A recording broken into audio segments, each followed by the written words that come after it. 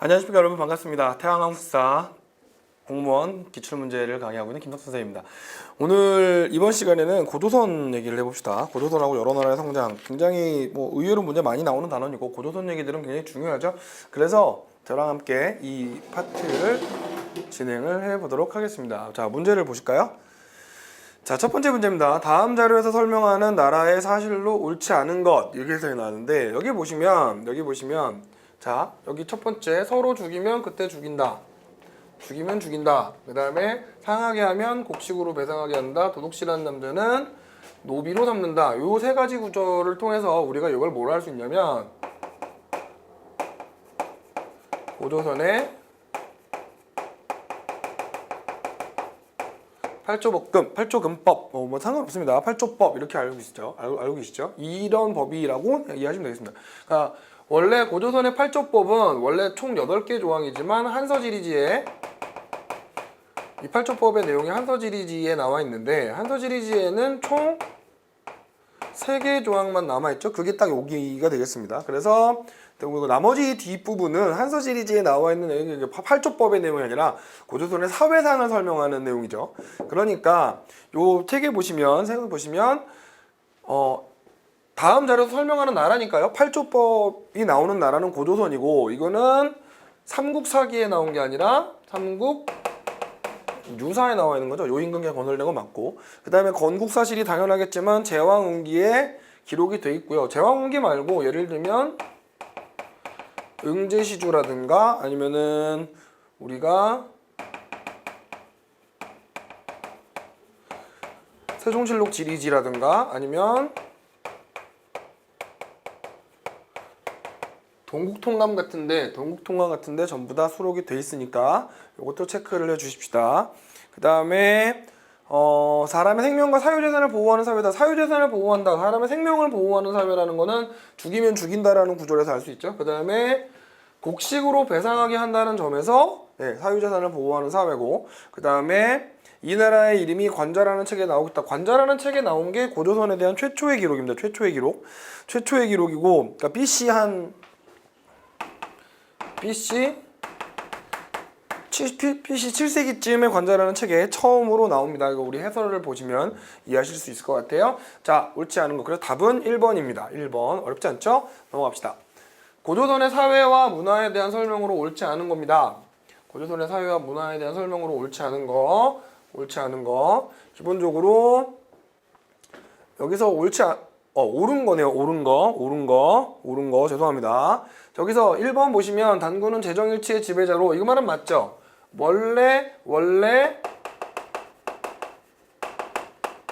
단군 왕검이라는 호칭 자체가 단군이 이제 제사장의 호칭이고 왕검은 지배자라는 호칭이니까 이건 맞고, 그 다음에 통합하고 지배하기 위해서 여기가 틀렸죠. 여기가 자신의 조상을 곰호랑이와 연결시켰다. 곰호랑이는 우리가 보통 토템이라고 하는데 실제로 단군 왕검은 자신의 조상을 뭘로 얘기했죠? 단군 왕검은?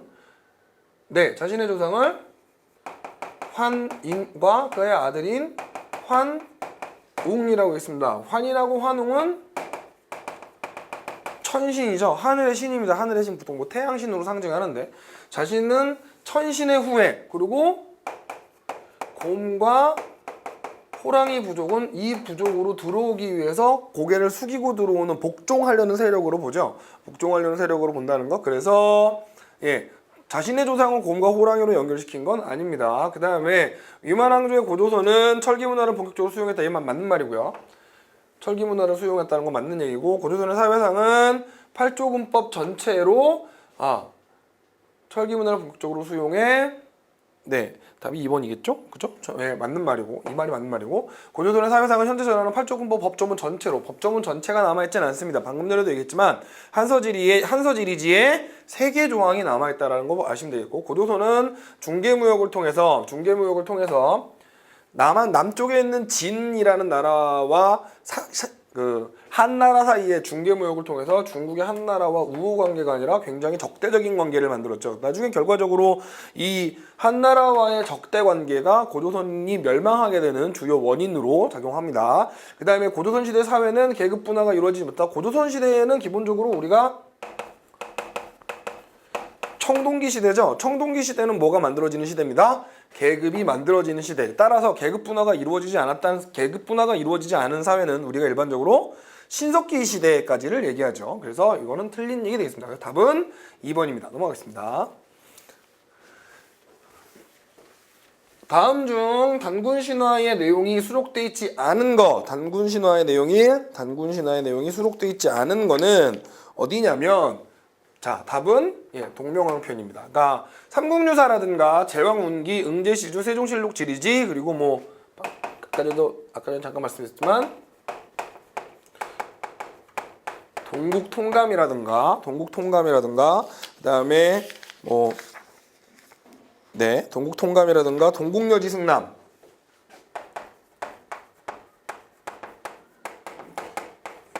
이런 거 등의 기록이 돼 있죠. 동명왕편은 이승유가 쓴 책이고, 이거는 고구려의 시조인 주몽설화에 대해서 제대로 나온 서사시이죠. 그러니까 동명왕편은 아닙니다. 그래서 잘 기억해 주시면 되겠어요. 그렇게 난이도가 어려운 문제는 아닌데, 의외로 단군 신화가 섞여 있는 내용, 수록되어 있는 책들의 종류를 좀 암기해 주셔야 쉽게 풀리는 문제죠. 동명왕편이 아니란 것만 하면 의외로 쉬울 수 있지만, 단군 신화가 어디에 실렸는지 모르면 의외로 당황할 수 있는 그런 문제입니다. 자, 다음 문제 보시죠. 다음 그림에 대한 설명으로 옳은 겁니다. 다음 그림에 대한 설명. 이거는 뭐죠? 가는 비파형 동검이죠. 비파형 동검. 얘는 세형 동검이고, 기본적으로 우리가 좀 아셔야 될 게 뭐냐면, 비파형 동검은 우리가 보통 비파형 동검하고 옛날에는 북방식 고인돌이라고 했는데 요즘에는 고등학교 교과서나 이런 데는 탁자식 고인돌 이렇게 얘기합니다. 비파형 동검하고 탁자식 고인돌을 가지고 우리가 고조선의 세력 범위를 얘기하죠. 그죠? 그렇기 때문에 실제로 비파형 동검이 출토되는 범위는 대체적으로 이 정도 라인쯤에서, 그러니까 보통 요 중국에 이렇게 있으면 여기에도 의외로 많이 출토되고요. 보통 요 동네 쪽이 비파형 동검이 많이 출토되는 지역입니다. 그러니까 딱 고조선의 영역과 겹친다고, 물론 이쪽도 좀 나오니까요. 겹치고 세형 동검 같은 경우에는 딱 이 범위입니다. 그러니까 우리가 평양 쪽 아래 요쪽이 보통 이제 세형 동검의 범위니까 잘 기억을 해주셨으면 좋겠고, 우리가 비파형 동검은 보통 전기고조선의 유물이고요. 세형 동검 같은 경우에는 철기시대 이후니까요. 후기 고조선의 유물로 파악을 합니다. 그러니까 나시기의 지배자는 뭐 예를 들면은 우리가 갑자기 이름이 생각나요. 위만조선 같은 케이스죠. 위만조선 같은 경우 스스로 왕위를 앓고 중국의 연나라를 공격할 계획을 세우기도 했다. 이 말이 맞는 말이겠습니다.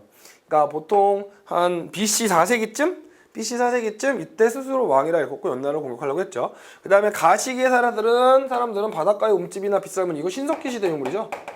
신석기 유물이니까 고조선 자체가 청동기 국가다 보니 이건 당연히 틀린 얘기가 되겠고, 가는 대체로 요하 일대, 요동반도, 그리고 한반도 서북지역. 한반도 서북지역이면 여기입니다. 그 다음에 요동반도, 여기죠. 요동반도 있는 요하 일대, 여기가 딱 되겠습니다. 그래서 서북지역에 발견된 것까지는 맞는데, 어디의 유물이에요? 후기가 아니라 전기고조선의 유물이죠. 전기고조선의 유물. 그러니까 땡. 그 다음에 나는 독자적인 양식이 많습니다. 독자적 양식. 옛 만지역을 중심으로 분포했다. 요게 틀렸죠. 만지역만으로 분포된 게 아니고, 물론 만지역에도 분포됩니다만, 그리고 또 하나 완전 잘못된 게 뭐야? 청동제 농기구. 실제로 농기구는 청동제가 쓰인 적이 없습니다. 농기구는 청동기 시대의 농기구는 돌멩이 갖고 짓는 석기 농기구죠. 그러다가 철기 시대가 되면서 철제 농기구로 변화합니다. 청동 자체가 강도가 많이 떨어지기 때문에 농기구는 적절치가 않았답니다. 잘 기억해 주세요. 답은 1번이 되겠습니다. 자, 다음 문제입니다. 이걸 지우고 문제를 볼까 봐요. 자, 중국의 한에 맞서 고조선의 역사 전개의 순서입니다. 순서. 의외로 공무원 시험 공부하시는 분들이 많이 힘들어하는 문제 스타일 자체가 순서 배열학인데, 기본적으로 왕검성이 함락된 게 좀 막판쯤 되겠죠? 그 다음에 자 위만이 왕검성에 쳐들어가서 요소지방을 경계로 연나라하고 대립할 만큼 강성해졌다고. 보통 이렇게 연나라하고 대립할 만큼 강성해지는 시기가 BC 4세기경입니다.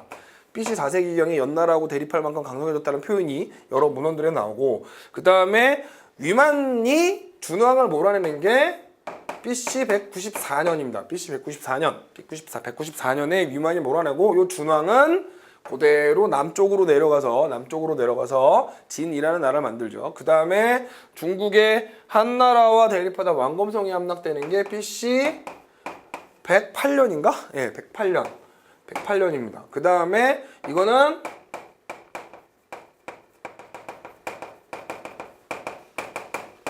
고조선의 멸망 이후 팔조법이 60개조로 증가하면서 풍속이 각박해졌다는 말이 나오니까 멸망 이후, 그러니까 BC 108년 이후, 정확하게는 고조선 멸망 이후 여기에 뭐가 생겨요? 한사군이 들어서죠. 한사군, 한나라의 9년이 들어서면서 이렇게 되는 겁니다. 순서상으로 어떻게 되겠냐면 니은이 1번이고요.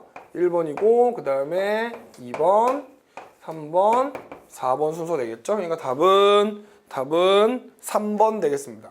3번 되겠습니다. 어렵지 않죠? 어렵군요. 사실 연도를 외운다기보다는 흐름을 아시는 게 순서, 이 파트들은 연도를 외우시기는 되게 힘듭니다. 흐름을 정확하게 기억하시는 게 여러분이 문제 풀이에 굉장히 도움될 것 같아요. 자, 고조선은 이 정도로 하고요. 다음에 이제 여러 나라의 성장입니다. 여러 나라의 성장에서는 기억하셔야 될 게 그러니까 연맹왕국 단계죠. 연맹왕국 단계. 각 나라들의 위치하고 풍속들, 그 다음에 특산물들, 이런 것들을 좀 잘 기억해 주시면 좋을지 싶습니다. 넘어갑시다.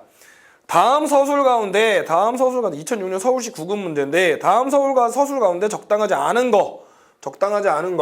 자, BC 3세 기원후 AD 3세기경의 부여는 사방 2천리 면적에 8만 호의 인구를 갖고 있다. 이 말은 맞는 말입니다. 위지동이 전에 요런 얘기가 나오고요. 부여는 전쟁이 일어나면 호민과 하오가 함께 전투에 참여했다. 호민하고 하오는 피지배 계층들이죠. 실제로 그러니까 이 당시의 전쟁은 백성들이 총동원되는 총동원 전쟁이라기보다는 군사력을 갖고 있는 기병 중심의 기병들이 나와서 싸우는 이런 전투들이 메인을 이루거든요. 그러니까 전쟁이 일어났을 때 호민과 하오의 역할은 전쟁을 직접 수행하는 사람들이 아니라 보급을 담당하는 역할을 합니다. 그러니까 함께 전투에 참여했다는 건 좀 무리가 있습니다. 그 다음에 적당하지 않은 겁니다. 부여는 송화강 유역에 자리 잡고 있는 거 맞고, 농업과 목축이 주된 산업이었다도 맞죠.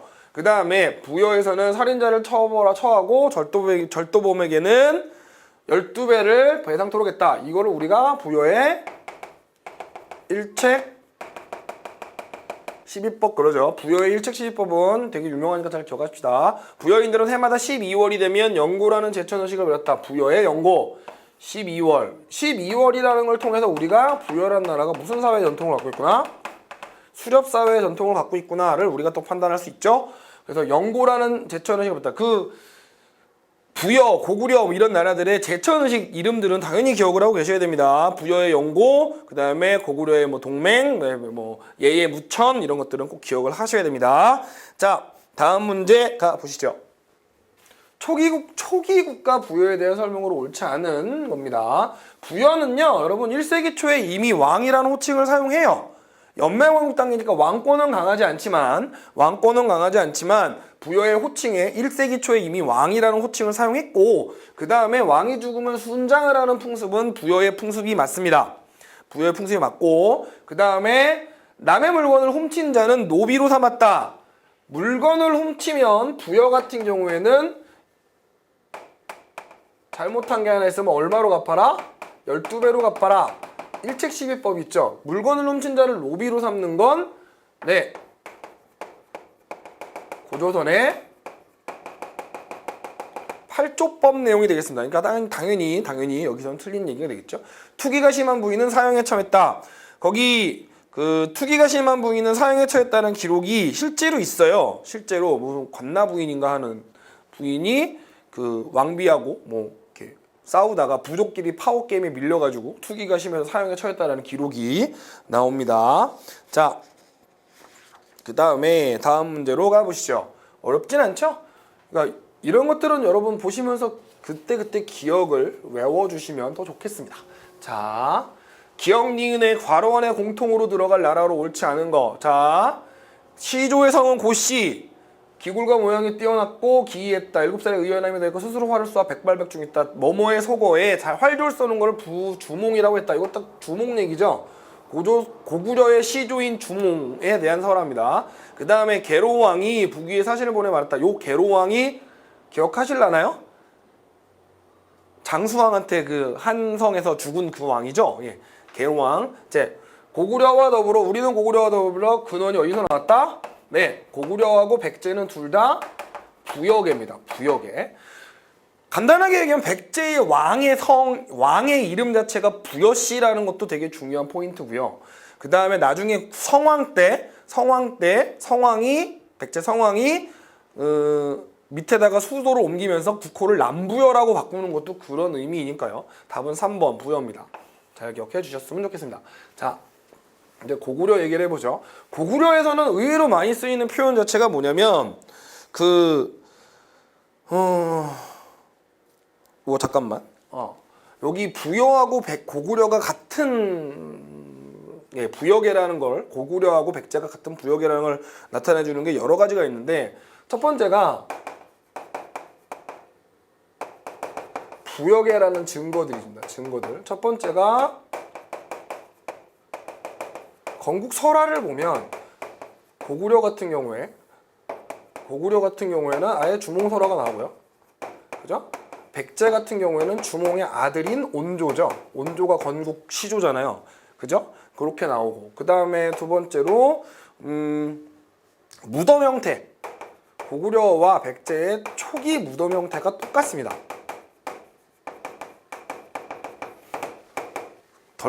돌무지 무덤이라고 하죠. 돌무지 무덤으로 무덤 형태가 똑같고요. 그 다음에 세 번째로 아까 전에 이 계로왕이 북위에 보낸 사신에다가 우리가 원래 부여하고 고구려하고 한 뿌리다 이렇게 나오는 국서의 내용이 있으니까 요 북위에 사신 보낸 이 국서 때문에 장수왕 쳐들어간 거죠. 그죠? 잘 기억해 주셨으면 합니다. 자, 다음 초기 고구려입니다. 고구려라는 나라를 기억하실 때 항상 기억할 게 고구려의 자연환경, 초기 고구려는 특히 초기 고구려는 자연환경을 기억하셔야 되는데 고구려는 굉장히 땅이 좋지 않은 척박한 땅에 살았죠. 그렇기 때문에 약탈 경제를 했고요. 그것들을 좀 기억해 주시면 좋겠습니다. 문제로 가보죠. 다음 글에 언급하고 있는 시대의 국가에 대한 설명으로 옳지 않은 거. 큰 살과 곧자리가 넓은 들은 없어. 여기요. 고구려에서 굉장히 초기 고구려에서 자주 나오는 표현이 산골의 물을 식수로 먹었다는 거하고 그 다음에 식량이 충분치 못했다. 그래서 사람들의 성격이 흉악하고 급해서 노략질하기 좋아한다. 요거 딱 보시면 이거 어디구나? 고구려구나. 특히 사람들의 성질이 흉악하고 급해서 노략질을 했다. 이거 보시면 고구려라는 걸 알 수 있습니다. 그래서 앉아서 먹는 좌식자가 10,000명이에요. 네, 놀고 먹는 애들이, 그러니까 농사를 못 지으니까 놀고 먹는 애들이 굉장히 많은 거죠. 그러니까 이에 대한 설명으로 옳지 않은 겁니다. 옥저를 정복하고 공급하는 과정에서 종물을 받는 공납적인 지배를 했다. 옥저하고 동의해죠. 그 다음에 장발 부인으로 유명한 관나 부인은 질투죄로 처벌을 받았다. 네, 실제로 이런 기록이 있습니다. 이런 기록이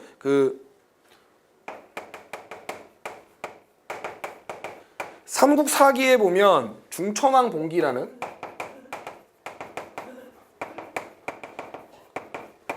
봉기의 이 관나 부인이 질투죄로 처벌을 받았다는 내용이 나옵니다. 자세한 스토리는 우리 해설에 있으니까 해설을 한번 읽어주시면 좋겠어요. 그 다음에 흉년이 들면 그 책임을 왕에게 돌려 교체하고자 하든지 혹은 죽이고자 했다. 이거는 부여의 특징입니다. 부여의 특징. 그 다음에 대가들은 자체적으로 사자, 조위, 선인, 자기들의 밑에 신하들이죠. 신하들을 뒀는데 그 명단은 왕에게 보고한다. 이 말은 맞는 말 되겠습니다. 자, 다음 문제 보시죠. 그러니까 답은 뭘까요? 답은 3번. 네, 이거는 부여의 특징이니까 옳지 않은 거 되겠죠? 자, 다음 3번입니다. 밑줄 그 나라에 대한 설명으로 옳지 않은 거. 그 나라의 동쪽에는 큰 굴이 있는데 이거를 수열이란다. 그래서 10월에 온 나라가 동쪽에서 제사를 지내는데 나무로 만든 수시는 신의 자석이 모인다. 감옥이 없고 범죄자가 있으면 여기요. 제가들이 모여서 평의하여 사형에 처한다. 이거를 우리가 뭐라 부른다? 나중에 제가회의라고 부르죠. 제가회의라는 거기 나오고요. 그 밑에 뭐야? 서옥이 나오죠. 그죠? 풍속은 혼인할 때 구두로 미리 정하고 여자 집에서 몸체 뒤편에 작은 별채를 짓는데 그 집을 서옥이라 했다. 네, 서옥제가 나옵니다. 그리고 요 수혈은 구멍혈자죠. 그래서 우리가 보통 요거를 북동대혈 이렇게 부릅니다. 그러니까 요 세 개를 보고 보면 아시면은 뭐야? 이거 고구려구나 라고 할 수 있죠.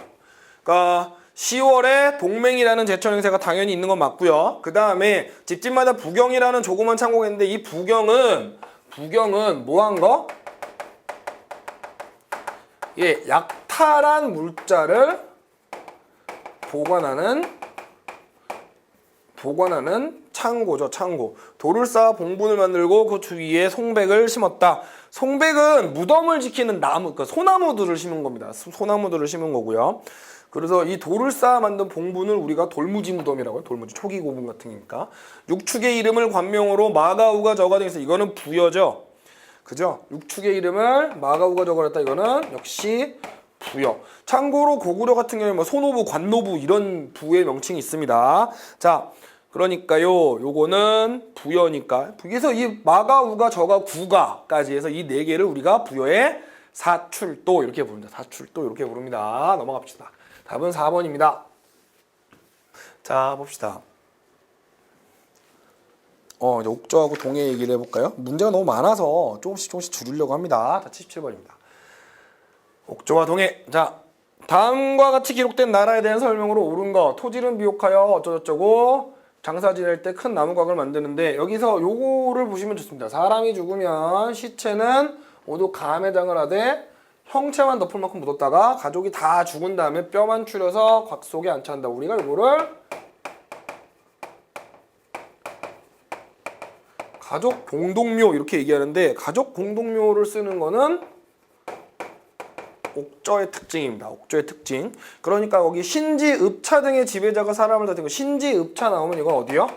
사만입니다. 사만. 그리고 일종의 매매혼인. 매매혼이라는 건 여자를 돈 주고 사오는 시스템을 우리가 보통 매매혼 그렇게 얘기합니다. 민며느리제의 풍속이 있다. 이게 이게 옥저의 풍속이죠. 그래서 민며느리제가 옥저에 되게 유명한 풍속이죠.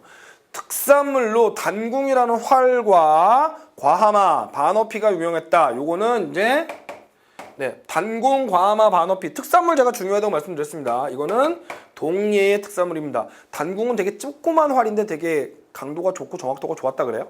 과하마는 과일나무 아래로 지나갈 수 있는 말들, 그러니까 좀 작은 조랑말 같은 겁니다. 조랑말. 그러니까 실제로 뭐 과수원에 같은 거 농사를 지을 때, 밭농사를 지을 때 과하마가 있으면 농사 짓기도 편하죠. 물건도 많이 실어 나를 수 있고 나무 아래로 소소소소 움직여가지고 과일 열매 따기도 되게 좋고 전쟁용은 아니지만 쏠쏠하게 잘 써먹을 수 있는 뭐 조랑말 같은 겁니다. 반어피는 아시죠? 바다표범, 반어. 바다표범이 왜 이렇게 물에 올라오면은 껑껑 이러고 있잖아요. 물개인가? 바다표범이 밑으로 올라가니까 누워있는 모습이 마치 사람 같다고 해서. 근데 밑은 꼬리죠? 그러니까 반어피 이렇게 얘기합니다.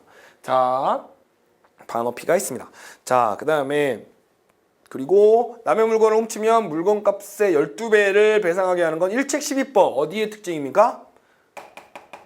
부여죠, 부여. 자, 그러니까 체크하시면 답은 2번이 되겠네요. 자, 어려운 문제가 아닙니다. 가족 공동묘는 그 옥저의 되게 중요한 특징 중에 풍속 중에 하나니까 부여가 순장의 풍속이 있듯이 되게 중요한 풍속 중에 하나니까 꼭 기억해 주세요. 자, 다음은 삼국지 위서 동의전의 전하는 어떤 나라에 대한 설명이다. 그래서 여기서 보시면 동성끼리 결혼하지 않는다라는 거. 우리가 보통 족외혼의 풍습이라고 얘기하죠. 동성끼리 결혼하지 않고요. 그 다음에 행사를 주재하는데 이를 무천이라 한다. 무천. 그 다음에 책화가 있죠. 이 족외혼과 무천 책화 이걸 통해서 우리가 뭘 할 수 있다? 이 나라는 어디구나? 동예라는 걸 알 수 있죠. 예 무천. 여기 항상 그 뭐는 기억을 하셔야 된다고요? 제천행사 이름은 꼭 기억을 하셔야 된다 그랬죠? 무천. 그래서 이건 동예구나. 동예는 이 조계온의 풍습으로 와서 시족사의 전통이 굉장히 강합니다. 강한 나라고요. 그 다음에 국왕이 쓰나 자기 부족만 다스렸다. 기본적으로 동예는 어디를 넘어서지 못합니다. 군장국가 단계에서 끝나죠. 하도 고구려한테 털려가지고 군장국가 단계에서 끝나죠. 그 다음에 논농사가 발달했다. 여러분, 논농사가 발달한 지역은 주로 남부 지역입니다. 남부 지역. 그러니까 동해는 어디 있어요? 동해는 이쯤에 있잖아요. 그죠? 옥저 동해니까 요쯤에 있구나. 예, 요쯤에 있는 나라니까 벼농사가 잘 발달한 지역은 아닙니다. 저수지를 많이 만들었다는데 저수지를 많이 만든 것도 아니고, 실제로 요거는 어디의 특징? 사만 지역의 특징이죠. 예를 들면 김제의 벽골제라든가 밀양의 수양제라든가 수산제라든가 제천의 의림지라든가 이런 저수지를 많이 만든 건 사만의 특징입니다. 그 다음에 산악지역에 위치해서 약탈경제에 의존하는 건 전형적인 고구려의 특징이죠. 그죠? 그래서 그 고구려가 처음에 이제 수도가 위치했던 졸본 지역이 완전 산악지역입니다. 나중에 평지인 국내성으로 옮기는 거죠. 자, 넘어갑시다. 사만지역 문제입니다. 잘 보시죠. 사만지역 문제에서는 항상 많이 나오는 게 일단은 그 목지국 얘기가 의외로 많이 나오고요. 그 다음에 재정 분리의 사회라는 거. 제사와 정치를 서로 나눠서 분리한다는 거. 그리고 제사를 담당하는 천군이라는 존재가 있고 천군이 위치하고 있는 소도라는 곳이 있다라는 것들이 항상 문제에 많이 나옵니다. 문제를 한번 보시죠. 삼국지 위지 위서 동의전의 내용이 일부 다 모사된 나라. 50 글씨가 좀 작은데 여러분 책 잘 같이 보면서 봅시다. 50여 나라가 있는데 큰 나라는 만호가 되고 작은 나라는 몇 천호밖에 되지 않는 나라에 다 장수가 있는데 큰 자는 스스로 뭐라 부르고 신지라 부르고 작은 자는 읍차라 부르라. 신지읍차 뭐요? 사만의 특징이죠. 그 다음에 5월에 씨 뿌리고 귀신에게 제사를 올리고 10월에 끝나면 한 번 더 해요. 예, 제천 행사를 5월과 10월에 2번 하는 곳도 역시 4만밖에 없죠. 그 다음에 제사를 지내는 사람 네이밍을 뭐라 부르더라? 천군이라 부른다. 그 다음에 각각 별읍이 있다. 천군이 머무르는, 제사 지내려고 머무르는 곳, 이곳을 뭐라 부른다? 소도. 그래서 소도의 특징 있죠? 그죠? 도망쳐도 돌려보내지 않는다. 이렇게 되면서요. 그러니까요, 기본적으로 천군 나왔고 제사장인 천군 나왔고 소도 나왔으니까 이거는 전형적으로 어디입니다? 바로 사만 지역의 특징이 되겠죠. 그러니까 잘못된 겁니다. 잘못된 거. 그러니까 기본적으로 철기 문화를 바탕으로 한 농경사회다. 맞는 얘기죠. 그래서 여기는 심지어 벼농사도 있잖아요. 아까 전에 말씀드렸지만 밀양의 수산제라든가 수산제 맞죠? 수산제 맞고, 그 다음에 충북 제천의 의림지라든가 단양의 벽골제라든가 김제 벽골제구나. 김제의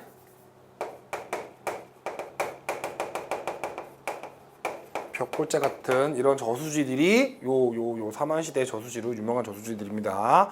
그 다음에 고조선의 유의민 문화와 토착 문화가 결합된 사회다. 고조선의 유의민 문화하고 토착 문화가 결합된 사회라고 보기는 좀 실제로 그렇긴 하죠. 고조선의 유의민 문화는 누구냐면 그 위만에게서 패한 준왕과 그 준왕을 따르는 일당들이 내려온 거죠. 그리고 그 지역의 토착 문화들이 고조선의 유의민들이 상당히 많았다는 거.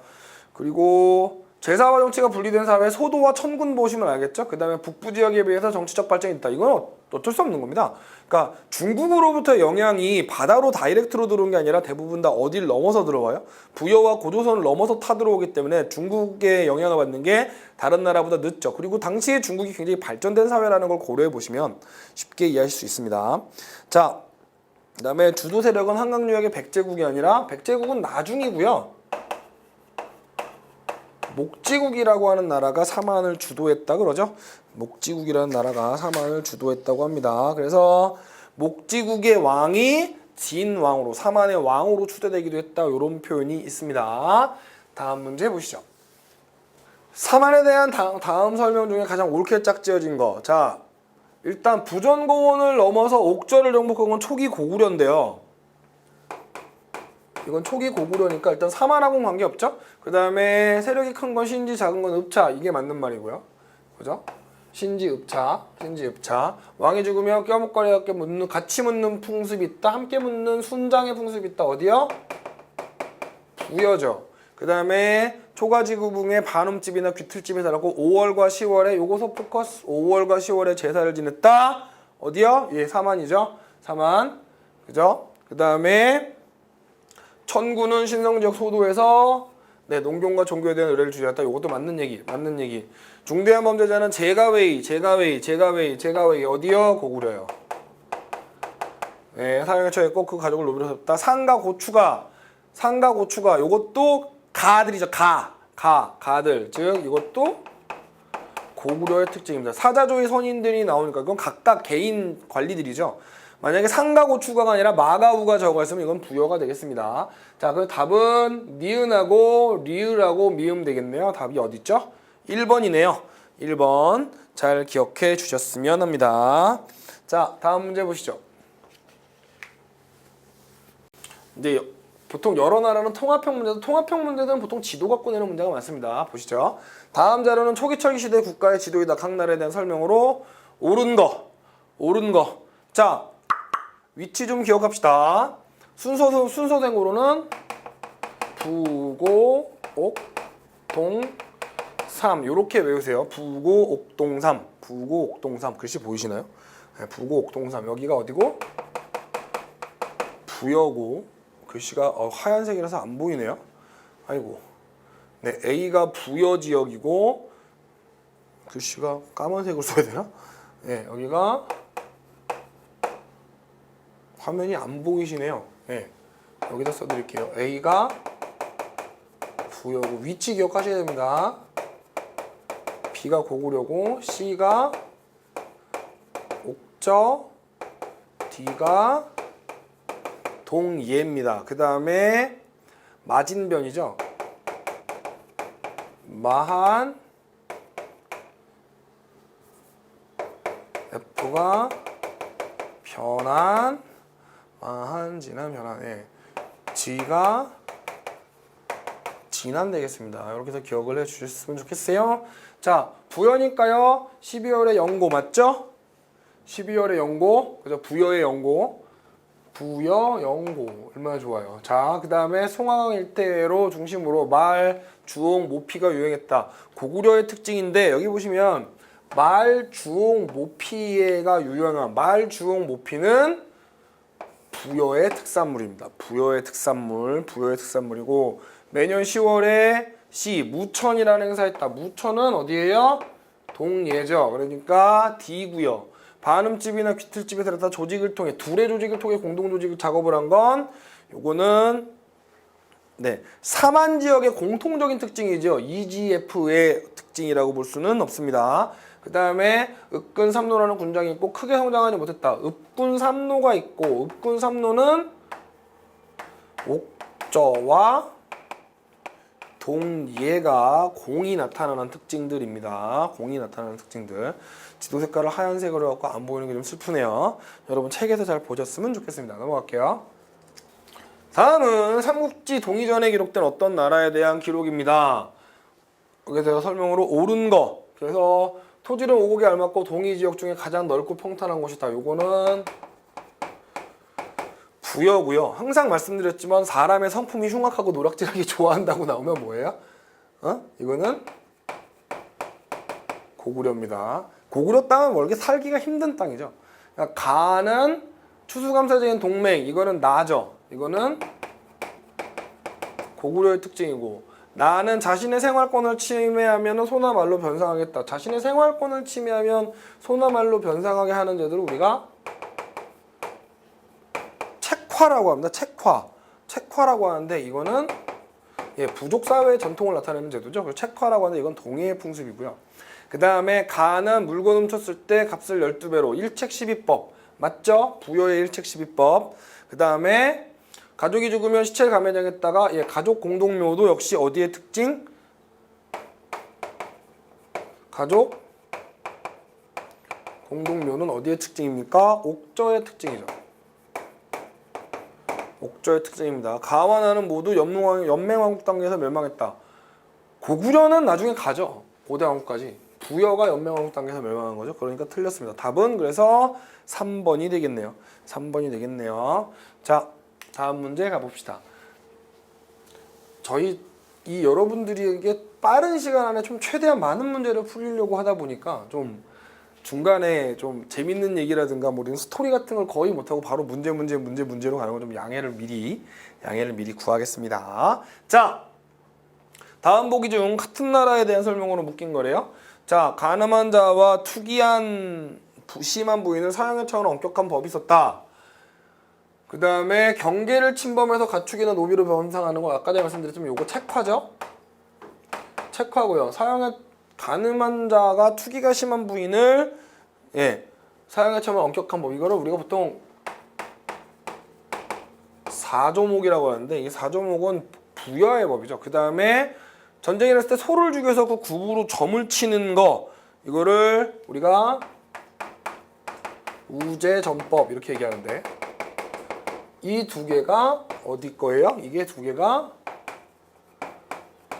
부여의 풍습입니다. 남자가 일정 기간 동안 처가 살다가 본가로 돌아가는 거 본가 책화는 참고로 동해의 풍습이죠. 책화는 동해의 풍습이고 남자가 일정 기간 동안 처가에 살다가 본가로 돌아가는 풍속이 있다. 요거는 서욱제. 서욱제 어디요? 고구려입니다. 감회장에다가 뼈만추를 목각에 넣는 거 이거는 뭐야? 가족. 이제 슬슬 외우실 때 됐죠? 원래 기출문제에서 굉장히 많은 문제를 반복으로 푸는 이유는 딱 하나입니다. 외우려고 하는 거예요. 가족, 공동묘. 이거는 어디요? 옥저의 풍습이 되겠습니다. 옥저의 풍습이 되겠습니다. 그러니까 같은 설명으로 묶는 건 기억하고 D가 3번이 되겠네요. 잘 기억해 주셨으면 합니다. 자,